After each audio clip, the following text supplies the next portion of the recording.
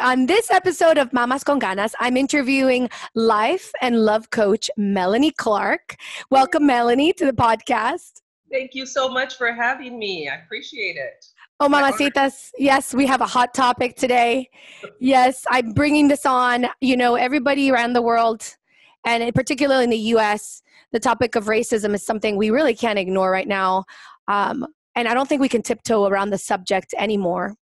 And so I wanted to bring someone on who I know would bring a lot of love and light to the subject. And it's my dear friend, Melanie. Melanie is actually my husband's life coach, and she lives in California. And my husband and I always say, you know, Melanie is, every time you get on the phone with Melanie, you leave feeling a little bit lighter, a little bit freer, and a little bit with more love inside you. So thank you so much. It's such an honor. It's such an honor to have you here. You know, I wanted to talk about this subject with my mamacitas, because I think a lot of times in our culture, in the Latino culture, there are times where we even say that racism does not exist. And we are not sensitive to the fact that it actually does. It's very much infiltrated in our culture. Yeah. Sadly so. And, you know, we need to talk about this. So Melanie and I actually wanted to share tips. Number one, we're going to be sharing tips about how to raise loving kids that are tolerant and accepting of others' differences. And we wanted to share some tips. I'm going to leave the mic up to Melanie, because Melanie can take it on from here. I know her. So first of all, I want to say thank you so much for having us on. And I want to explain to your audience that I'm actually biracial, which means that I'm half Black and half white. So I have a really interesting bird's eye view of racism because I grew up in both cultures. So I was born in the 60s, and in the 60s when I was born, it was illegal for a Black man and a white woman to be married or have a relationship. It was illegal. Yeah, it was illegal. Wow. So I was actually born in the Fresno County Jail. My mother was arrested for being pregnant with a Black child. She was arrested. I was born in the jail, and I was immediately sent to foster care because my mom was white and they didn't want her to have a Black child. So she was not allowed to take a Black child home. They sent me to foster care to live with a Black family. My mother could visit me, my father could visit me. And then when I was about 4 years old, the state gave me back to my mom. The laws had changed. She fought for me. She got me back. She had some issues herself. She wasn't a saint, so I don't want it to sound like it's all racism, but it was very racially motivated. So here I was growing up in a Black family until I was 4 years old, so I had that experience. Then I went to go live with my white family, which was my mother and all of her family, and a lot of them were racist. So here I'm this Black child in this white family, and my grandfather would say things like, "Where are the little Black girls at?" And my grandmother would say, "You girls don't play," because I have a younger sister, "you girls don't play in the front yard because the neighbors are already complaining we have Black kids in our family."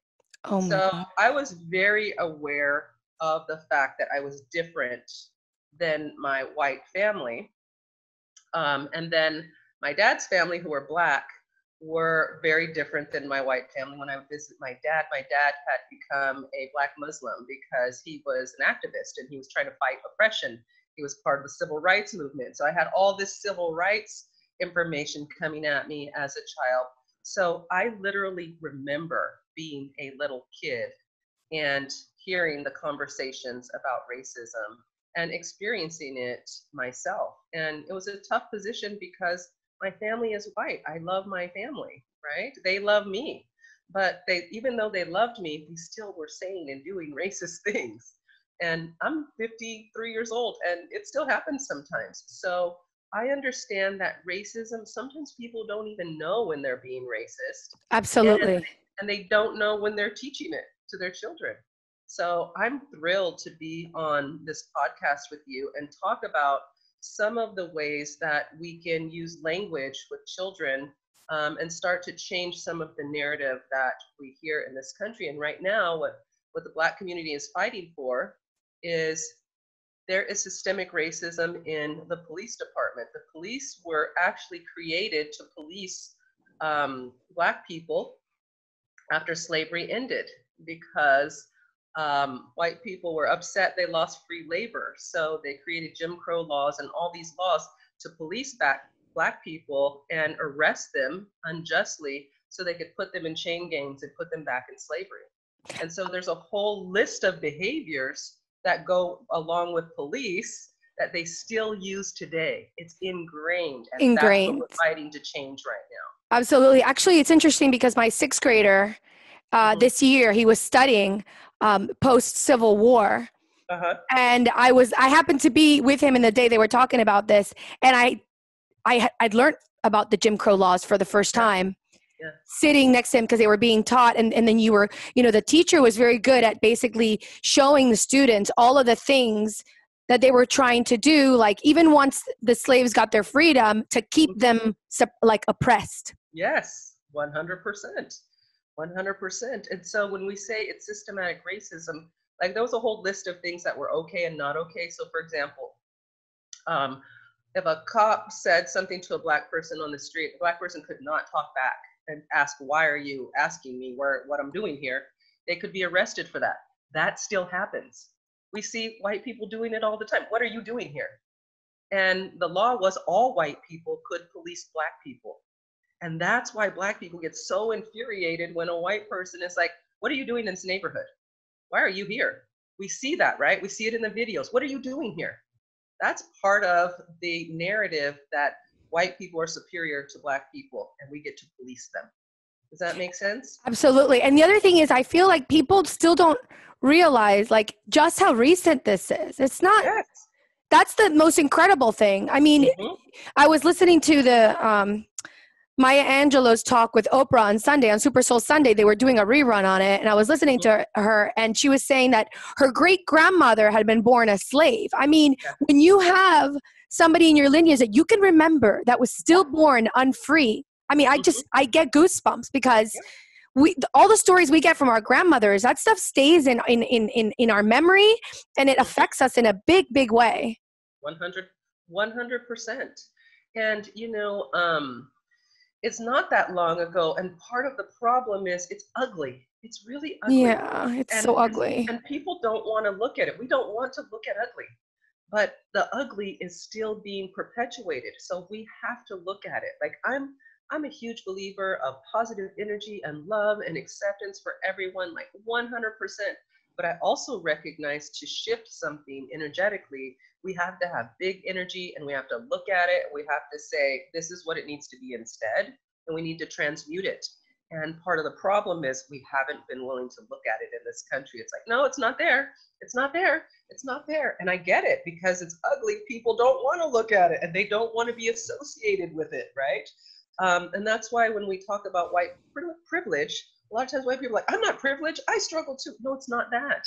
It's the fact that these underlying beliefs about your worthiness do not affect you. People do not look at you and judge you immediately by the color of your skin. You have the privilege of moving freely about this country without that type of judgment and suspicion.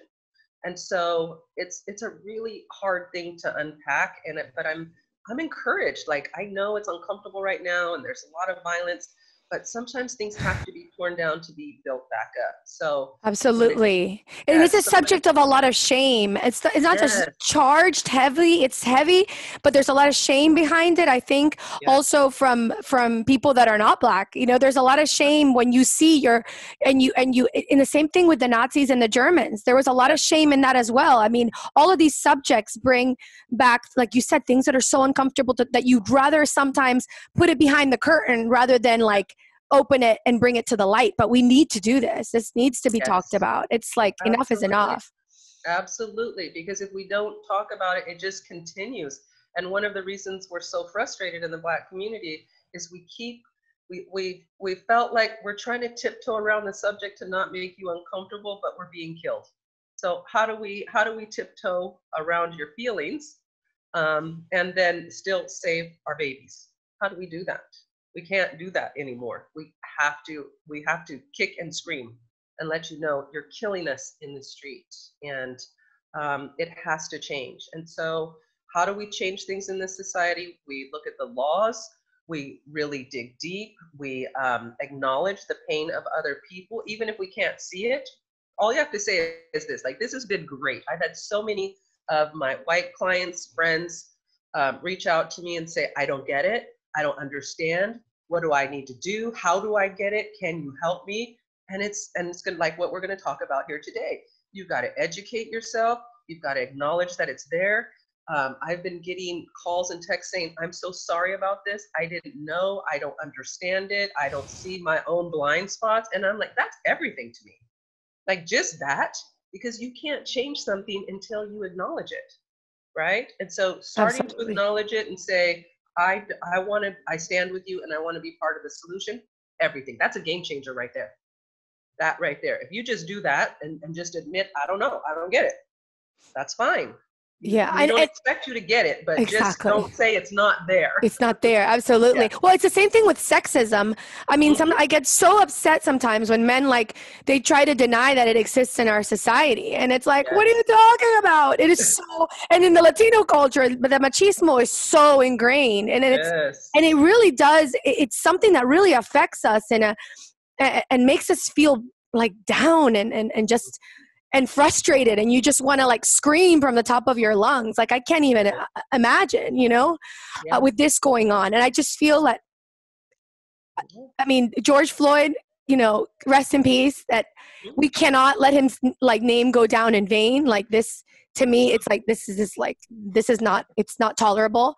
And we need to, and I have a question for you, because I know a lot of people that are not African American feel like they tiptoe around the subject too, because they also don't know what to say. And they also, I've had some friends who said, man, I put something out there, and then the first response I get is, well, you don't know what it's like. And they're like, I know I don't know what it's like, but then it's like, we feel like if we speak out that we're going to be judged, and if we don't speak out. So how do you think, like, what do you need from us in order for like for you to feel solidarity? Because I think at this point, I've never seen, for example, as many, non-African Americans get involved and speak up and say, enough with this.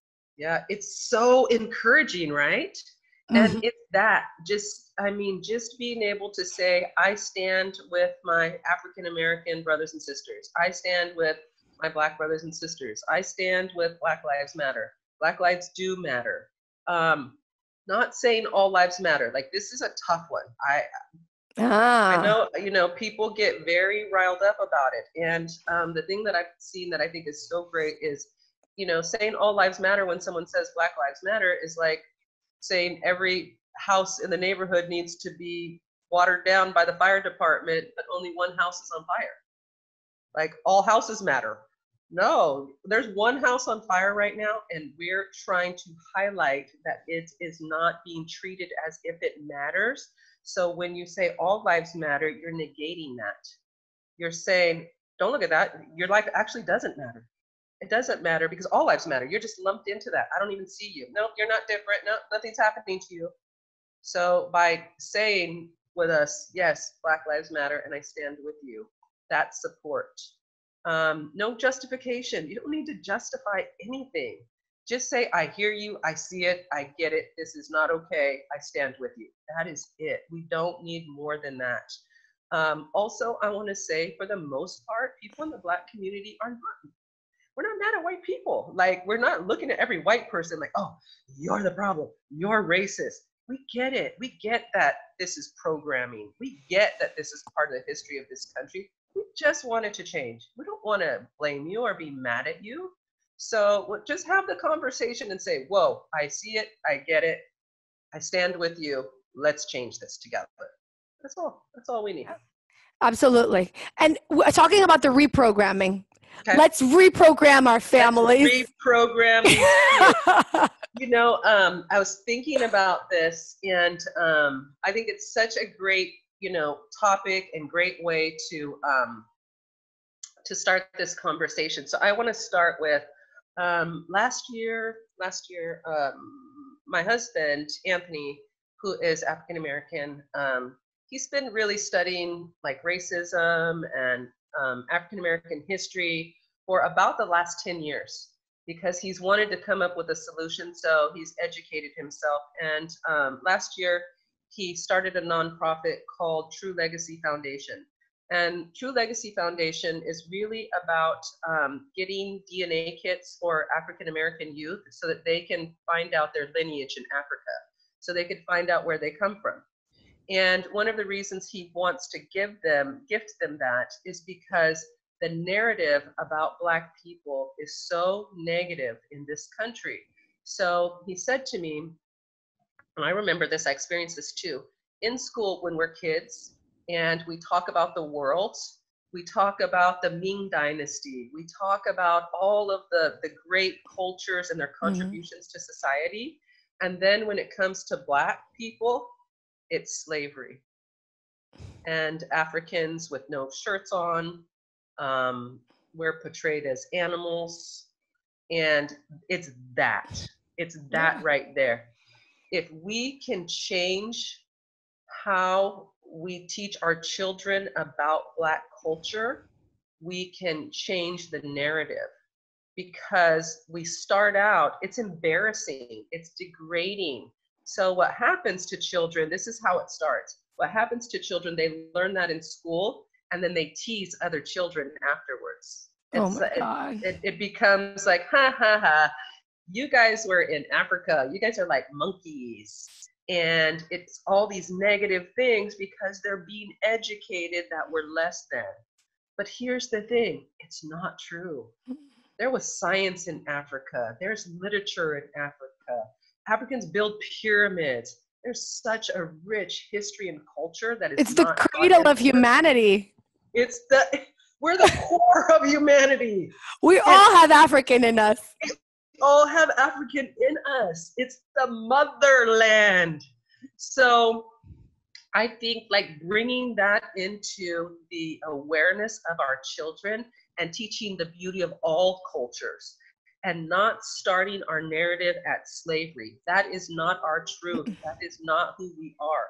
And not only do we need to educate our own Black children about that, but all children need that education across the board. That's number one. So if you have children, letting them know that Black people have contributed a lot and they are awesome. And they are a huge, important part of our society. Celebrating that, I think, is number one. Number two, I've heard so many people, and recently people have said it to me, and I'm like, I'm gonna have to address that. I don't see color. Don't say that. Please don't say I don't see color, because what you're saying is, I don't see you because it's uncomfortable to see you. That's what that feels like to us. Tell us you see us. I see you're Black and I celebrate your Blackness. It's beautiful. I love it. It's okay that we're different. We're still all human, right? But don't tell me you don't see me. I don't see color at all. First of all, it's a lie and we all know it. Second of all, it's diminishing me, but I get the sentiment behind it. I get what you're trying to say. Like, oh, that doesn't even matter to me. I get that. But I'd rather hear, look at, I see that you have dark skin and I have light skin and it's awesome. Both of us are awesome. That's fine. Teaching our children that. So one of the ways that we can do that is in how they play, right? So if you have children that play with dolls, buy them multiracial dolls. Don't just buy white dolls. Or if that is so cool. Yes. You know that my son, so we're Catholic Christian, but I put my son in a Jewish school for pre-K because we live in a very Jewish community. And so and it's funny because it's like I always find ways to always be the one that's different in creating the diversity. Yes. I think that's so important. And the other day I went to his school, to the JCC, and the kids were playing with Black dolls. Great. That's great. And I was like, wow, this is so cool. Like it was the first time that I had seen that happen in like an actual, I guess, daycare that I had seen. And I thought I was like, the world is changing. Yes. The world is changing.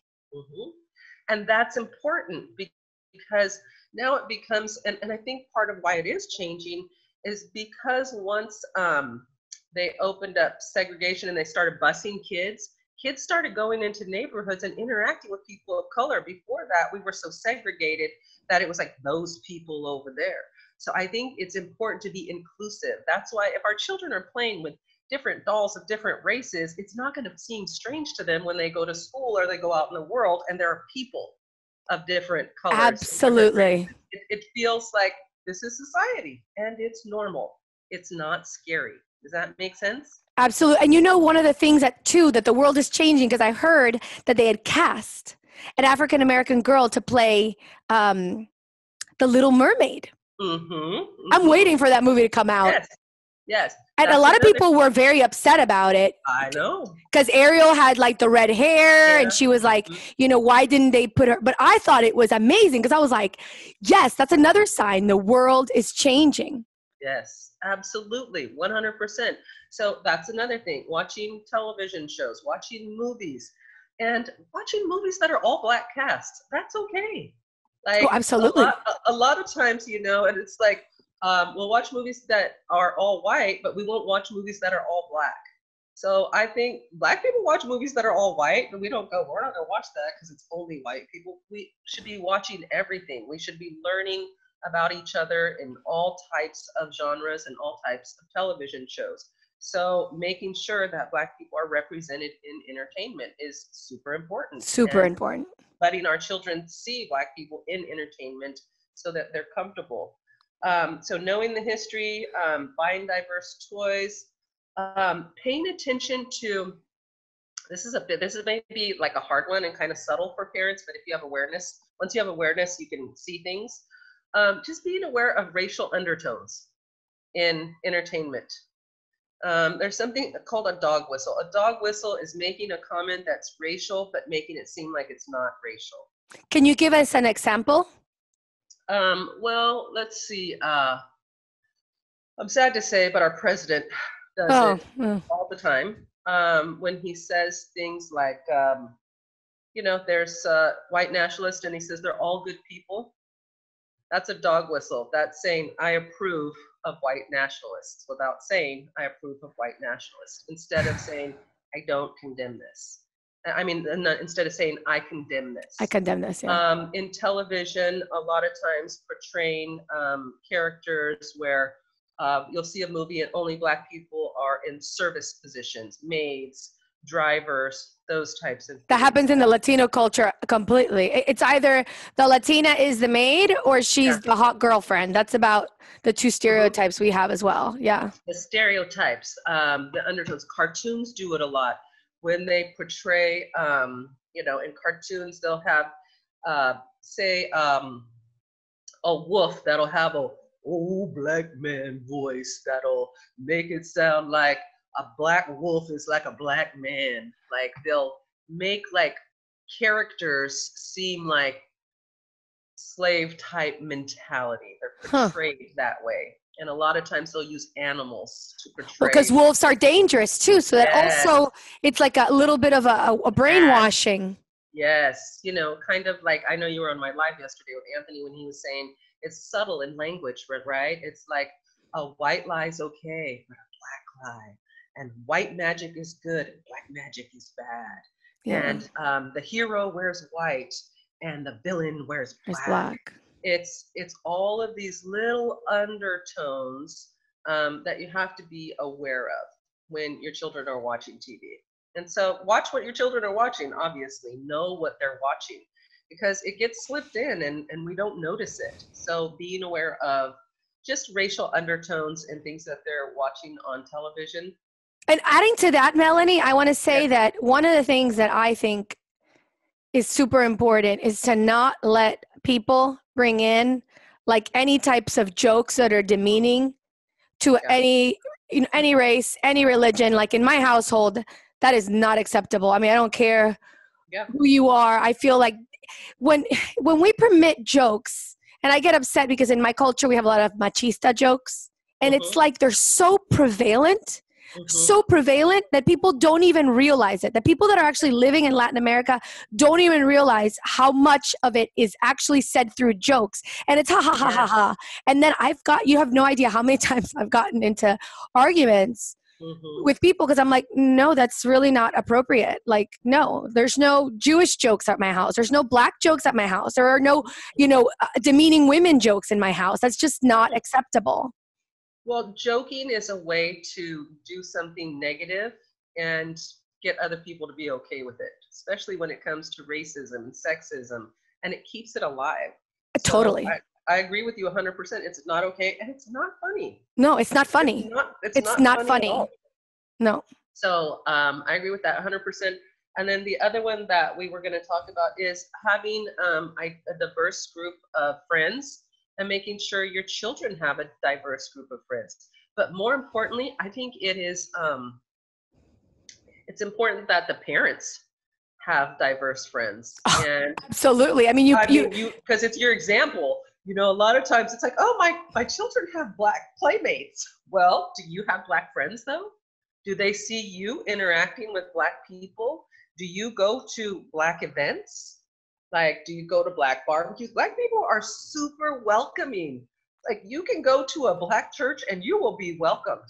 Oh my gosh, I have a friend, Trina, in Cincinnati, when I lived in Cincinnati. She invited me to her Baptist church a couple times, and they have like 4-hour sermons. Like, we're not used to that, the Catholics. We have like 45 minutes to an hour. We're done. Peace out. We're done. They were like 4 hours, and I went there several times. I was the only white person there, and I'd never received so many hugs in my life. Yeah. So that's what I'm saying. Like, insert yourself. Say, I'm going to go to this church, and I'm going to introduce myself and get to know as many Black people as you can and have those relationships. Don't hold yourself back. Don't be nervous or uncomfortable to have relationships with Black people, because our children learn by our example, not our words. It's not what we tell them, it's how we conduct ourselves. Yeah. So when you have a group of friends that are diverse, then your children are going to feel very comfortable with diverse group of friends as well. So absolutely, that's a huge, huge one. And something else about that, when it comes to, integrating more Black people into your life, we're just people. We just want you to treat us normal, like you treat all your other friends. Like, we want you to treat our kids like you treat all the other kids in the neighborhood. If you would scold a kid for doing something, you can scold our kid too. That's not racial. If you would hug a child, you can hug our child too. Like, we just want to be regular, and normal and part of America, because we are part of America. And we don't want that side eye and that suspicion and that wondering is something bad or wrong with them because they're a person of color. Yeah. That's what we want to change. And each parent can change that and really be open to people. And one other thing, and I've noticed this really holds a lot of people up that are white when it comes to the racism talk. If you've had a negative experience with a Black person, find it in your heart to forgive that experience and let it go, because a lot of people hold on to a negative experience and they say to themselves, all Black people are like this person that I had this negative experience with. I see it so much. I have a lot of conversations and people start off fighting me. And then I'll ask them, I'll say, what happened to you to make you feel this way? And then they'll always tell a story. A Black person mugged me, or a Black person jumped me, or a Black person humiliated me. And so that becomes their narrative for Black people. But remember this, one Black person being negative does not mean that is the entire race. The same way that one white person being racist or negative does not represent the entire race. Take each person by each person and don't make that the narrative of an entire race. So forgive. I say this when I hear that something negative happened. I'm so sorry that happened to you. That should never happen to anyone. And I say that to white people and to Black people because it's true. No one should ever be mistreated. So if a Black person tells their story, all you have to say in response is, I'm so sorry that happened to you. That should have never happened to anyone, and I do not condone that type of behavior. That's it. There's so much wisdom in that. There's so much wisdom in it because there's so much needs to be healed here in what we're talking about. And It's funny how humans do that. We have one bad experience with one type of person, and we automatically put all of those people in one category. Yeah. And group them all together. And almost after that, it's almost like we put them through a filter, and then we don't let them actually show up the way they really are, because we're seeing them through that lens or through that filter. Yes. You know, Valentina, what I try to do in my life, like I've mastered this ability to love everyone. Even people who don't treat me well, I could still love them. And the way that I could do that is I remember this. Everyone is a spirit. This body that we carry around is just a covering. It's our car. It's not who we are. It's just our mobility unit, right? Our meat suit, as Anthony calls it. And I remember beneath this meat suit is a heart and a spirit and light. We are light energy that is vibrating and experiencing life. And I remember everybody's heard that song, This Little Light of Mine. I'm gonna let it shine. Yes. Yeah. And that's what everyone is trying to do. So teach your children to see the light in people. Teach them to look for the light. That's how we will change this world. Teach them to allow others to shine their light and for them to shine their own light, because that's what we all are. We are all light beings and we are all love. And if we see that in each other, we'll bring more of that out in each other. So absolutely, because I think let that light shine. Let that light shine, because all sorts of discrimination, it all stems, I always say it stems from insecurities. Yeah. Because when you're a confident person, you don't want to push your brother or sister down. You want to lift other people up, because you're like, I feel good. I want you to feel as good as I feel. Come with me. I want you to be where I'm at. Yes. Yeah. And also it's a mentality of scarcity, right? Somebody's going to take something, they're going to get what's coming to me, and I'm better than them, so I don't want them to have it. But this is an abundant universe. There's enough for everyone. There's more than enough for everyone. We don't have to play the scarcity game. Oh, we could do a whole episode with Melanie on abundance. That's like one of your specialty topics. Yes. It's true though. That's a big part of it. Yeah. People feel like they're being self-protective. You don't need to protect yourself. There's enough for all of us. There's enough love. There's enough land. There's enough everything for everyone. And so we can all be inclusive. But it really is about seeing the spirit and dropping the judgment. And children see the light in each other. And we have to encourage that and increase the light. Turn up the volume on the light. Turn up the volume on the light. Oh my God. Yes. And another thing I want to say is I appreciate so much you and people like you who are voicing up, who are standing up and saying, I'm part of this conversation. I'm not going to be silent anymore. I'm not going to ignore what's happening. I'm getting in the conversation. That's what's changing it. It's so encouraging. Like my heart is just bursting, seeing how many people are finally saying, we are ending this in this country. This is no more. I'm an optimist. I think I really do see that the world has changed. I see the difference from when I was young. I mean, I do think that we progress as humans. I know some people think that things are going to stay the same. No, I think already we're different from our parents. Our parents were different from our grandparents. Little by little, we're going to get there. And we do have to be that change that we want to see in the world. Otherwise, things just stay the same or they can go backwards. Yes, exactly. And so I know it's uncomfortable right now, but we're birthing, right? We're birthing something new. Like we're mamas on this call, right? Yes. Remember our labor, even though it was painful, it yielded our beautiful children. It was worth the labor. Let's Absolutely make this worth the labor. Let's birth a new society. Let's birth a new narrative, a new perspective. And Amen. We're going to have to we're going through some labor pains to get there, but it'll be worth it. It'll be worth it. Absolutely. Absolutely. From your mouth to God's ear. Yes. From our mouth to God's ear. Oh my gosh. Thank you so much. I think you mamacitas have a lot to digest and take with you. And there's a lot of learning that we both need to do. And like you said, when we have diverse friendships, there's no room for hatred, because you get to know another person from you get to know the world from a different perspective. Yeah. And I always say, Go ahead. It's true. You're right. One of the things I wanted to say, because you just reminded me, it's the mamas on here. I want you mamas to think about this. And it's going to make me cry, so I'm going to take my glasses off so I can deal with it. When George Floyd was dying, he called for his mama. I know. And his mom's been dead. And he called for his mama. That's the power we have. That's the power mothers have. Our love is the most pure love there is. And our grown children, when they're hurting and they're sad, they believe in us. They reach for us their entire life. Think about it. Think about yourself. When you're scared, you think of your mama. You think your mama can fix everything, don't you? Yeah, you just want a hug from your mama. Absolutely. Yeah, you just need your mama. We're the mamas. We're the mamas. So we have power in what we put into our children. It is our job to put the good stuff in there, and it's their job to use it. Right? Yeah. Oh, yeah.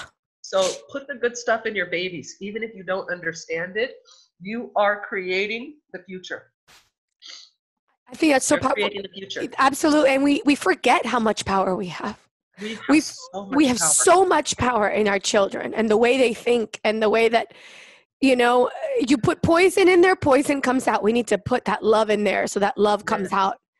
And they're watching us. They're watching our example. And even if you don't know something, even if you're wrong, there's power in admitting that to your children. Saying to your children, I don't have all the answers and I don't know everything and I'm still learning and I'm still growing. Because you're teaching them that they're always going to be learning and they're always going to be growing.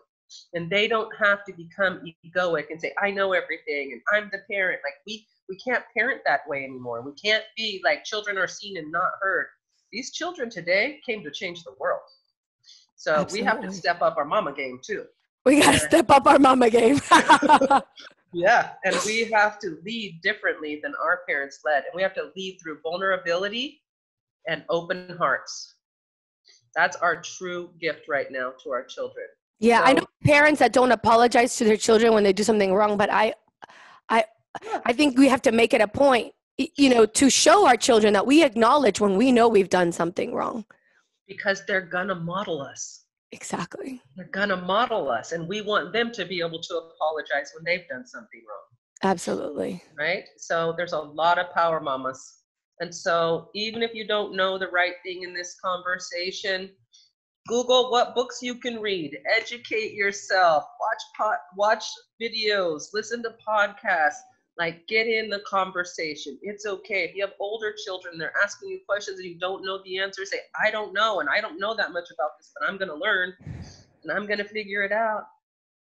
You're teaching them, even in your not knowing, it's okay. Just go to love, go to spirit. Yeah. Remember, your spirit. So you can change it anytime you want. By the way, Mamacitas, Melanie does these amazing lives every day. Can you tell them I know it's like at the amazing, I love your yes. A little more to follow. I want to tell you about that a little bit. So my lives are every day at 6 p.m. Pacific Standard Time. On my Instagram channel, my handle is Melanie the Amazing Clark. The Amazing Clarks is my husband and I are brand together for relationship coaching. But when the pandemic started and I was home not working, I just kept meditating and asking Spirit how I could serve.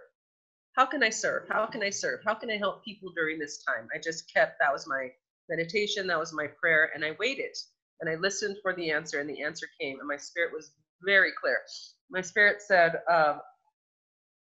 go live on Instagram every day and teach people how to connect with their spirit. Teach the basics of spirituality. I said, okay. I'm obedient. I'm obedient when it comes to spirit. Gave me the name. Team Spirit, because I do a lot of team meetings and with groups. And so it said, do a team meeting like you do in your work, do it on Instagram for Spirit. So I called it Team Spirit Team Meeting. I just got on, started talking about, I was given a list of things to talk about. I went on and I just started talking about you have a spirit, how to connect, how to get guidance, how to hear the voice of Spirit. And the first week, people just are coming on like crazy, and they're supporting each other, loving each other, growing together. And it's been absolutely amazing. No, they're amazing. I mean, I've listened to some of them. I listen to them. I cry with you. I laugh with you. But it's me just sharing knowledge and being authentic and giving people the space to share and be authentic. I always ask a question. I'm giving an exercise. Like, I'm a coach. So I want to coach people and help them get closer to love and recognize what we really are. We're not this meat suit people. We're spirits. And so my team meetings are really helping people to recognize the divinity within themselves. And it's been a gift to me. Like, I'm so grateful that I listened to Spirit and started doing them and taking the time to do them. So and Melanie, you coach professionals like doctors, and they're like the best. They're our life coach. I'm going to say that when Mark and I have issues, I'm like, call Melanie, okay? She'll know what to do. And Anthony, her husband, the ultimate power couple. Yes. And we love the work we do. We've been coaching for about 25 years. Like, before life coaching was even like a thing. We started coaching because, like I said, I grew up in such a negative childhood that I learned personal development for myself. I had a lot of depression. I was super shy. I went through a divorce. I was married to a Hispanic man that was very machismo. Oh, gosh.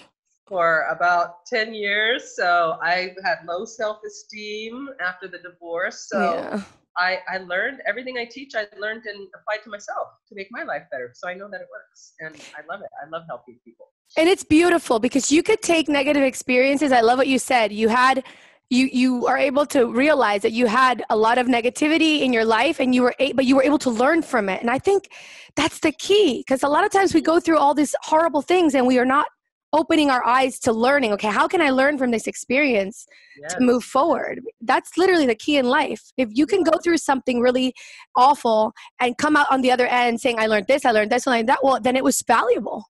Yes, but that's how life works and unfolds, isn't it?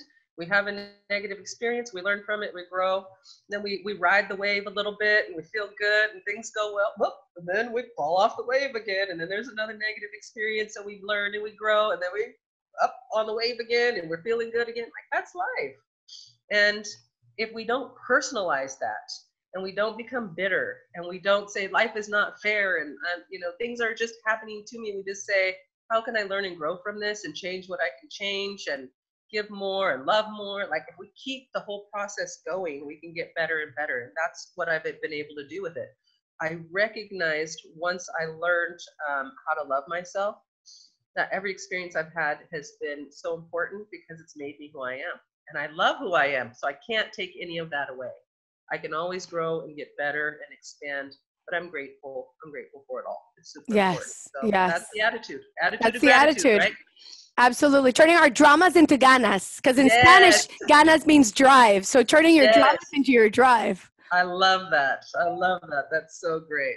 Well, thank you so much for having me. And thank you so much. The light that you are in the world. I see you, and I love you so much. And I love you. Your family so much.